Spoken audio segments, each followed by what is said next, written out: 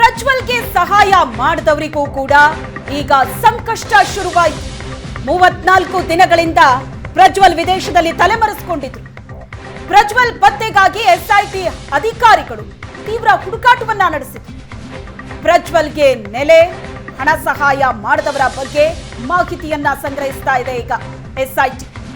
ಪ್ರಜ್ವಲ್ಗೆ ಯಾರು ಆಶ್ರಯ ಕೊಟ್ರು, ಯಾರು ಹಣ ಸಹಾಯ ಮಾಡಿದ್ರು, ಇವೆಲ್ಲದರ ಬಗ್ಗೆ ಮಾಹಿತಿಯನ್ನ ಕಲೆಕ್ಟ್ ಮಾಡ್ತಾ ಇದೆ ಎಸ್ಐಟಿ. ಈಗಾಗಲೇ ಪ್ರಜ್ವಲ್ ವಿಚಾರಣೆಯನ್ನ ಎಸ್ಐಟಿ ತಂಡ ನಡೆಸ್ತಾ ಇದೆ. ಪ್ರಜ್ವಲ್ ಟ್ರಾವೆಲ್ ಹಿಸ್ಟ್ರಿ ಬಗ್ಗೆ ಮಾಹಿತಿಯನ್ನ ಪಡೆಯೋದಕ್ಕೆ ಎಸ್ಐಟಿ ಮುಂದಾಗಿದೆ. ಕಳೆದ 34 ದಿನಗಳಿಂದ ಪ್ರಜ್ವಲ್ ಏನೇನು ಮಾಡಿದ್ರು, ಎಲ್ಲೆಲ್ಲಿ ಇದ್ರು, ಯಾವ್ಯಾವ ದೇಶವನ್ನ ಸುತ್ತಾಡಿದ್ರು, ಇವೆಲ್ಲದರ ಬಗ್ಗೆ ಎಸ್ಐಟಿ ತಂಡ ಮಾಹಿತಿಯನ್ನ ಕಲೆ ಹಾಕೋದಕ್ಕೆ ಮುಂದಾಗಿದೆ. ಈ ಬಗ್ಗೆ ಹೆಚ್ಚಿನ ಡೀಟೇಲ್ಸ್ ಅನ್ನ ಕೊಡ್ತಾರೆ ನಮ್ಮ ಪ್ರತಿನಿಧಿ ಹರೀಶ್ ಸಂಪರ್ಕದಲ್ಲಿದ್ದಾರೆ. ಹರೀಶ್, ಪ್ರಜ್ವಲ್ ಬಂಧನ ಆಗಿದೆ. ಈ ಪ್ರಕರಣ ಪ್ರಜ್ವಲ್ಗಂತೂ ಸಂಕಷ್ಟವನ್ನ ತಂದಿಡ್ತಾ ಇದೆ ನಿಜ. ಆದ್ರೆ ಪ್ರಜ್ವಲ್ಗೆ ಯಾರ್ಯಾರು ಸಹಾಯ ಮಾಡಿದ್ರು ಅವರಿಗೂ ಕೂಡ ಸಂಕಷ್ಟ ತಪ್ಪಿದ್ದಲ್ಲ. ಯಾರ್ಯಾರು ಆಶ್ರಯ ಕೊಟ್ರು, ಹಣ ಸಹಾಯ ಮಾಡಿದ್ರು, ಇವೆಲ್ಲದರ ಬಗ್ಗೆ ಮಾಹಿತಿಯನ್ನ ಈಗ ಕಲೆ ಹಾಕ್ತಾ ಇತ್ತು. ಸದ್ಯಕ್ಕೆ ಏನೆಲ್ಲ ಇನ್ಫಾರ್ಮೇಶನ್ ಸಿಗ್ತಾ ಇದೆ? ಪ್ರಜ್ವಲ್ ಸಹಾಯ ಮಾಡಿದವ್ರಿಗೆ ಯಾವ ರೀತಿ ಸಂಕಷ್ಟ ಆಗುತ್ತಿದೆ?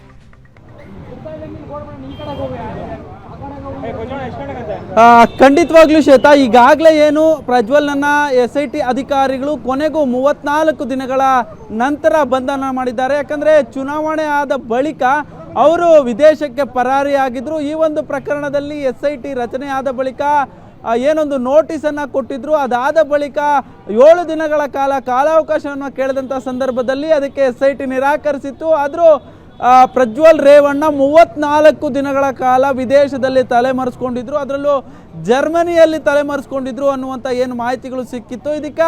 ಇದೀಗ ಅವರಿಗೆ ಸಹಾಯ ಮಾಡಿದವ್ರಿಗೂ ಸಂಕಷ್ಟ ಎದುರಾಗುವ ಎಲ್ಲ ಸಾಧ್ಯತೆಗಳು ಇರುವಂಥದ್ದು. ಯಾಕಂದರೆ ಒಬ್ಬ ಆರೋಪಿಯನ್ನು ಪರಾರಿಯಾಗೋದಕ್ಕೆ ಒಂದು ಸಹಾಯ ಮಾಡುವಂಥದ್ದು ಸಹ ಒಂದು ಕಾನೂನು ರೀತಿಯ ಉಲ್ಲಂಘನೆ ಮಾಡಿದ ರೀತಿಯಲ್ಲಿ ಆಗುತ್ತೆ. ಹೀಗಾಗಿ ಅವರಿಗೆ ಯಾರೆಲ್ಲ ಸಪೋರ್ಟ್ ಮಾಡಿದ್ರು, ಜೊತೆಗೆ ಅವರಿಗೆ ಇಷ್ಟು ದಿನ ತಲೆಮರೆಸ್ಕೊಳ್ಳೋದಕ್ಕೆ ಯಾರೆಲ್ಲ ಸಹಾಯವನ್ನು ಮಾಡಿದ್ರು ಅನ್ನೋದ್ರ ಕುರಿತು ಏನು ಈಗಾಗಲೇ SIT ಅಧಿಕಾರಿಗಳು ಮಾಹಿತಿಯನ್ನು ಕಲೆ ಹಾಕ್ತಾ ಇರುವಂಥದ್ದು.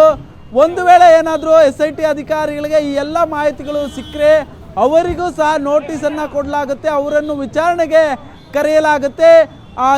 ಯಾವ ಕಾರಣಕ್ಕಾಗಿ ಅಂದರೆ ಅವರಿಗೆ ಏನೆಲ್ಲ ಸಹಾಯ ಮಾಡಿದ್ದಾರೆ ಈ ಎಲ್ಲ ಮಾಹಿತಿಗಳನ್ನು ಈಗಾಗಲೇ SIT ಅಧಿಕಾರಿಗಳು ಕಲೆ ಹಾಕ್ತಾ ಇರುವಂಥದ್ದು. ಯಾಕಂದರೆ 34 ದಿನಗಳ ಕಾಲ ವಿದೇಶದಲ್ಲಿ ತಲೆಮರೆಸ್ಕೊಂಡಿರೋದಂದರೆ ಸಾಮಾನ್ಯದ ವಿಚಾರವಲ್ಲ. ಇದರಲ್ಲಿ ಬೇರೆಯವರ ಪಾತ್ರ ಇರಲೇಬೇಕಾಗುತ್ತೆ. ಯಾಕಂದರೆ ಪ್ರಜ್ವಲ್ ರೇವಣ್ಣ ಬೆಂಗಳೂರಿನ ವಕೀಲರಿಗೆ ಸಹ ಯಾವ ರೀತಿಯಾಗಿ ಕಾಂಟ್ಯಾಕ್ಟ್ ಮಾಡಿದ್ರು, ಜೊತೆಗೆ ಏನೊಂದು ಅವರು ಸೋಷಿಯಲ್ ಮೀಡಿಯಾದಲ್ಲಿ, ಜೊತೆಗೆ ಅವರು ಬಳಸಬೇಕಾದಂಥ ಹಣ ಆಗಿರ್ಬೋದು, ಮೊಬೈಲ್ ಆಗಿರ್ಬೋದು, ಈ ಎಲ್ಲದಕ್ಕೂ ಯಾರೋ ಒಬ್ಬರ ಸಹಾಯ ಅವಶ್ಯಕತೆ ಇರುತ್ತೆ. ಹೀಗಾಗಿ ಅವರ ಮಾಹಿತಿಯನ್ನು SIT ಅಧಿಕಾರಿಗಳು ಕಲೆ ಹಾಕ್ತಾ ಇರುವಂಥದ್ದು.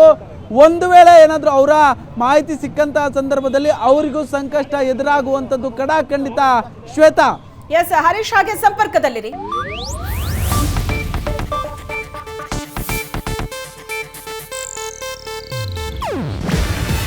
ಇದು ಏಷ್ಯಾನೆಟ್ ನ್ಯೂಸ್ ನೆಟ್ವರ್ಕ್ ಪ್ರಸ್ತುತಿ.